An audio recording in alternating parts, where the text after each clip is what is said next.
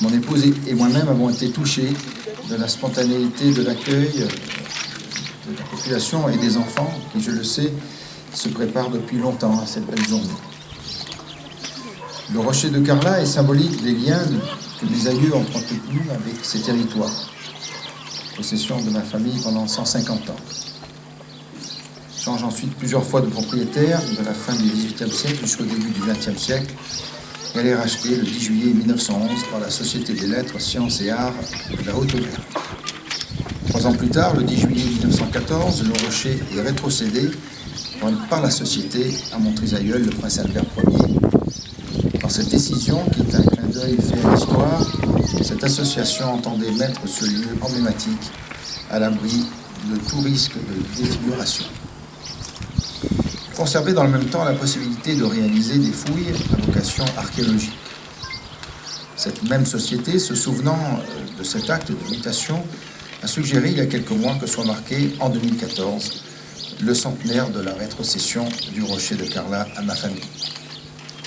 J'ai à ce titre été invité à me rendre parmi vous, ayant accepté avec joie cette invitation qui était soutenue par de nombreux élus locaux. Nous avons aujourd'hui le plaisir de partager cette belle matinée d'amitié. J'ai ressenti une certaine forme d'émotion lorsque, sur la proposition de la commune, le pavillon des Princes de Monaco a été hissé tout à l'heure en ma présence sur le mât élevé sur le plateau. C'est aussi avec un sentiment particulier que je me suis rendu sous l'arbre où il y a de cela des siècles, ma grand-mère, la princesse Charlotte, a été photographiée à l'occasion d'une excursion sur le rocher. C'est dire que les liens entre nous sont étroits et solidement enracinés dans l'histoire. Je souhaite aujourd'hui, par ma présence, témoigner de la gratitude que j'éprouve à l'égard de la Société de la Haute-Auvergne, dont les représentants sont présents, nombreux aujourd'hui. Je les remercie. Je désire aussi, par mes contacts directs avec les élus et la population, manifester l'attachement que je porte à cette terre et à ses habitants, particulièrement à votre commune, dont je me sens un petit peu citoyen. Vous avez façonné ces territoires et souhaité... Merci.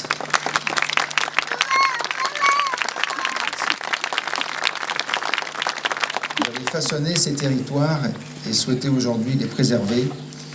Les protéger suppose de les maintenir hors d'atteinte des dégradations que le temps ou la main de l'homme pourrait leur faire subir. Pour autant, cela ne signifie pas, bien au contraire, qu'il soit impossible d'y conduire des initiatives économiques. Je sais que le développement touristique est l'une des composantes fortes de la politique des pouvoirs publics locaux. La promotion du tourisme durable et responsable s'inscrit pleinement dans cette politique.